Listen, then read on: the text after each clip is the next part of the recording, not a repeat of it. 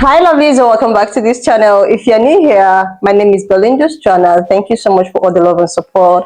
Don't forget to please subscribe to this channel, turn on notifications so that anytime I upload a video, you will be the first person to be notified. And to my returning subscribers, thank you so much for all the love and support. To those people that share my videos and leave commentaries and also educate you guys are the real MVP. Thank you so much for all the love and support.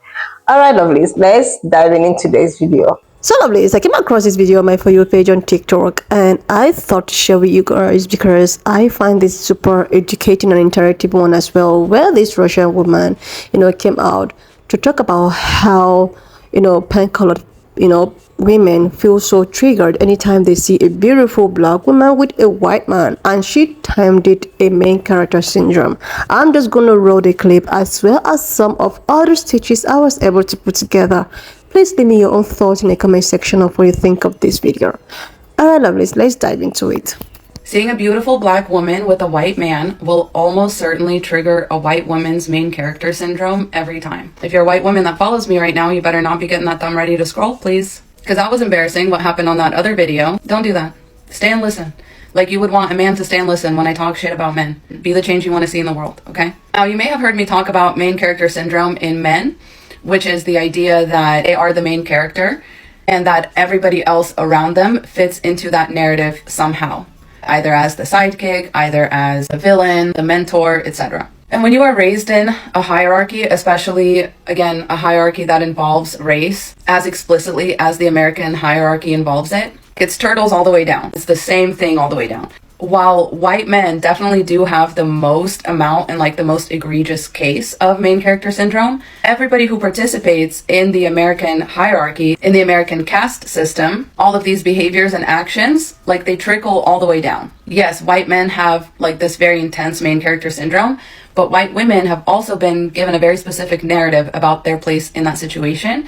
And so they also have main character syndrome. That's where when a white man marries a black woman, it triggers white women's narrative. It triggers the narrative that something was taken from them because their whole life they grew up watching white Disney princesses end up with a white Disney prince. So that's how it goes. That's how you play the game, right? You take this doll and they go together, and that's how you play the game. What's triggered is that you are not supposed to be part of that narrative in any way as a black woman. You are not supposed to reap the benefits of being this close to the top of the hierarchy, right? It's almost like they see it in their eyes as like you've skipped a few steps on the ladder and you've ended up like, in a place that they could have gotten. It's kind of like that problem that white people have with affirmative action, right? It's like, well, what if there was a white person that was qualified to take that spot and you just took it from them? Like, don't you feel bad? And this is why affirmative action is needed, because people think like that. Like you just told on yourself very loudly. But that's what it is. They are also confused because a white man isn't supposed to want a black woman. Like a white man is also supposed to be trained to want a white woman, to want the aesthetic, right, of a white woman. And just for everybody wondering how I know these things, it's education. Yes, some of it is observation, but it's reading books by black educators, but especially black women. I do Audible a lot. Like I actually have read a lot more than this, but I do a lot of Audible, so I'll just screenshot some recommendations for any other white people wanting to get educated. You can know these things in your heart, you can know things are wrong in your heart, but to actually be able to educate others or like put words to these things that actually like make sense, you have to listen to black women, especially because they have all the nuance. Okay, all the nuance is there. This is from Me and White Supremacy by Layla F. Saad. She says black women around the world experience this white gaze lens of being seen as angry, strong, aggressive, and wild, as well as being believed to be lesser in intelligence and beauty than other women. They are seen as either the aggressive adversary, the sassy sidekick, or the deferent devotee to white women. So of course a white woman is triggered and confused when you are chosen by a white man who was supposed to be the prince to her princess in her fairy tale, right? Like it immediately makes sense. She's like, how can you like this aggressive and wild, angry and strong woman when I was taught my whole life that to get a man, I have to be all the opposite of these things? Obviously, the black woman can be whatever she is. Like, she's not obviously automatically angry or wild or any of these things. You don't know that. But in your mind as a white woman, that's what you assume, because these stereotypes have been so readily fed to you. And not only that, but you have been taught to be the opposite of these stereotypes. So to a white man, it should have been a no-brainer based on the stereotypes.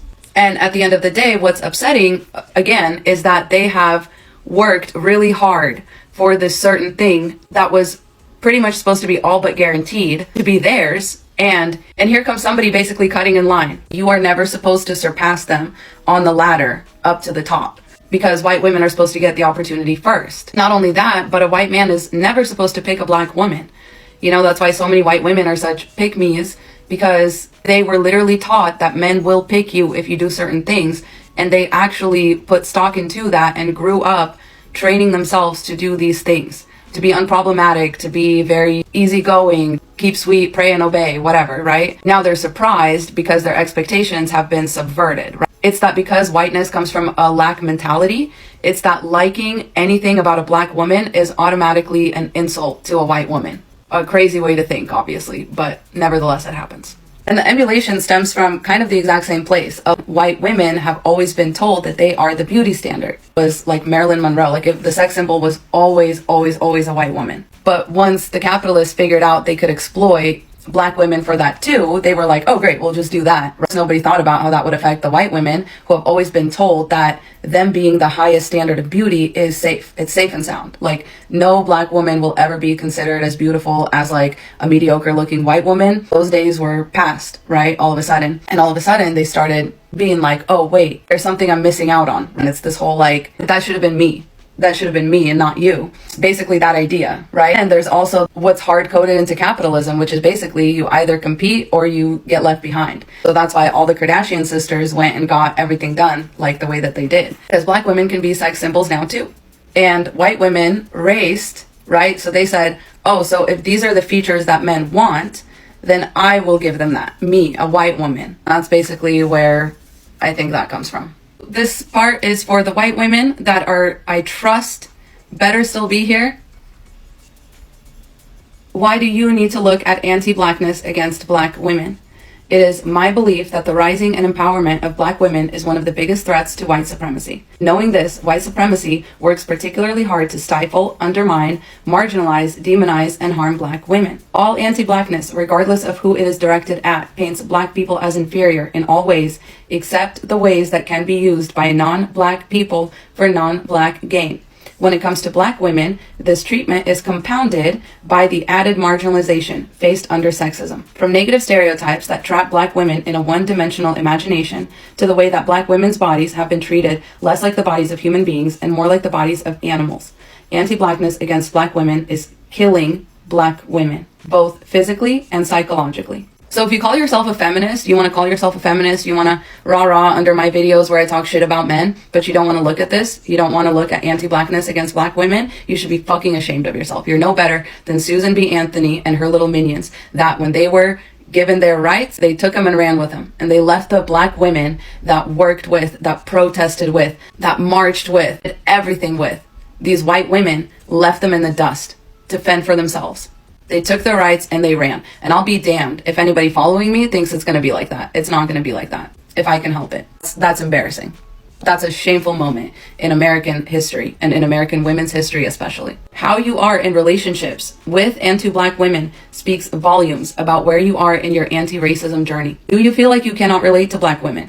Do you covet black women's physical attributes, yet secretly feel disdain for them as human beings? Do you assume black women are less educated, less affluent, and less capable than you? These are just some signs that you harbor anti-blackness against black women. This anti-blackness needs to be excavated, confronted, and owned in order for you to practice anti-racism. So let's get to work. It's something that we all have to continuously practice and reflect on, myself included. I may be from Ukraine, but America will definitely do a number on you. Like I said, it really forces you into this hierarchy, whether you want to be part of it or not. You cannot just go with the flow. You have to actively fight back against it. That's what people mean when they say, like, you need to educate yourself. They don't mean you're a horrible racist and you need to blah, blah, blah. What people mean when they say you need to get educated is you need to start swimming upstream. You need to stop going with the flow, and you need to use your muscles to head upstream, because upstream is the only way to solve all of these problems. You need to go as far upstream as you can. So if you want to abolish one system of power, you have to go upstream and abolish them all. And the only way to do that is to get educated, because otherwise people, this world literally tells you, this country especially, but this world tells you in so many ways that it's okay to be racist. It excuses so much racist behavior that people don't even know they're doing it. And then when they're confronted with it, they feel ashamed and they freak out. Don't feel ashamed. Feel empowered. Feel empowered that you can be educated and that you can stop doing this shit. Okay? Let's get to work. Godspeed. Mwah. Like, seriously, lovelies, to tell you the truth, this is the reason why most pan-colored women dislike Meghan Markle. Like, they dislike her no matter what she does. They don't see anything appealing to whatever she does. Like, every other thing she does, they criticize her, they do whatever they want. They say every other thing, like, to make her feel less of herself. I can remember a video I posted about my girl. You know, she actually traveled down to Africa, I think to Nigeria. She with her husband and all of that. And oh my goodness, you have to come to a comment section where a pan-colored man posted her and the husband, you know, with the visit in Nigeria and how she was being treated. She was actually treated like a princess when she visited Africa, because she was like, okay, she have this 40% DNA that she's from Nigeria and all of that. Her mom is from Nigeria. She was from Nigeria, and the way she was being treated, the way some African, you know, rulers visited her and all of that. You know this trend that was all over social media, and somebody posted something like this, and if you should see the kind of comments they were leaving. When you check their profile, they were all pan-colored women. They were so jealous. They were calling her all sort of names. They were like, oh my god, even if you like wash yourself, you like, I was like, and this was coming from pan-colored women. And I was like, why are you people so bitter? I know that pan-colored women, you know, are jealous of black women, because you know how it is. You guys are bold. You guys can say the way it is. You guys are, you know, just imagine someone that is termed ghetto, loud, blah, blah, blah. And you that is termed classy, privileged, every other, you know, characteristic that they have. Then a guy who happens to be your own class is now going for this ghetto, whatever. As a pan-colored woman, you shouldn't expect them to be happy about that. This is something that have been in place even before or even during, you know, slavery.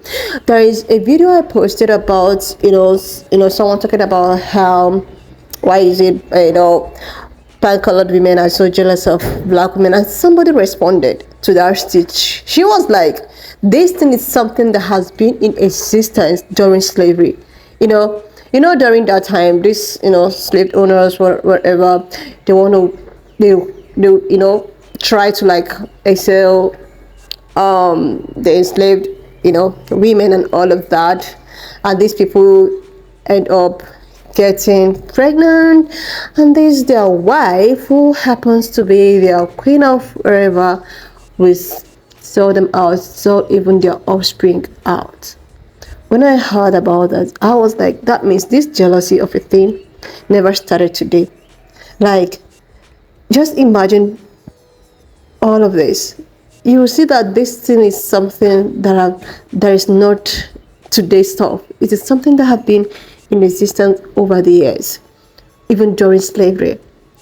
So when they see black women, you know, in a position that is meant for them, they get so angry, bitter, and they were like, why? And because they see you as something, or they see us as something that, okay, we are not supposed to get in a certain position. You have been positioned to be a lesser person or in a particular position. So getting to a position that is meant to for people like me is a kind of, it triggers them. It makes them very angry. It makes them like, wow. That's why even till date, do you know that Megan actually, she launched her honey whatever, and the way these people criticized her, the way they call her wannabe, the way they say all sort of all sort of things, to give you an idea that these people, wow, especially the women coming for a fellow black, like a fellow, but because you're a black person, you are not in that class. To give you a sense. And that is why when this question of would you rather be with a pan-colored woman or a pan-colored man in a conference alone, and a lot of people, a lot of black women was saying that they prefer to be with a pan-colored man, because I think that is actually more preferable, because these women, they will actually make your life miserable. They wouldn't want you to progress or promote, and all of the problems that black women are having in their workplaces are pan-colored women. Like seriously, it's as easy and as simple as that. So when I came across this video by these Russian women, I was like, this is actually making a lot of sense. This is exactly what is happening in our today's society. This is it. Main character syndrome. This is it, and I'm so happy to put it up here so that we all can just enlighten ourselves, get more educated. And if you have one or two things to chip in on this video, you can just leave me your own thoughts in the comment section, because I am openly ready to learn. Anyway, lovely, why not just leave me your own thoughts in the comment section of what you think of this video. And do not forget that we do not support any form of bullying, harassment, or what. So we're just here for educational purposes. So please share this video, subscribe to this channel if you're yet to do that, and I will see you lovelies when I upload the next one. Watch up to this extent. Thank you so much for all the love and support. Why not just leave me your own thoughts in the comment section of what you think of this video. And do not forget that we do not support any form of bullying, harassment, or whatsoever. We're just here for educational purposes. So please share this video, subscribe to this channel if you're yet to do that, and I will see you lovelies when I upload the next one.